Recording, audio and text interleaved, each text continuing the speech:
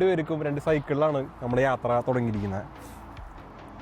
ചെറിയൊരു ട്രിപ്പ് നമ്മൾ കുഞ്ഞൊരു തൊട്ടടുത്ത് വീട് അടുത്തുള്ള സ്ഥലത്തേക്ക് ഇറങ്ങിയതാണ്. സൈക്കിളിലേക്ക് മാറിയതിന് ശേഷം എന്തെങ്കിലും മാറ്റം ഉണ്ടോ കുട്ടിക്ക്? അല്ല, സൈക്ലിംഗ് എനിക്ക് ഇഷ്ടമാണ്. സൈക്കിൾ പ്രത്യേകിച്ച് മാറുന്ന കാര്യമൊന്നുമില്ല, ജസ്റ്റ് ഇങ്ങനെ എക്സ്പ്ലോർ ചെയ്യാം. നമ്മൾ സ്വന്തമായിട്ട് വണ്ടിയൊക്കെ ചവിട്ടി പോകാന്ന് പറയുമ്പോൾ നല്ല രസമാണല്ലോ.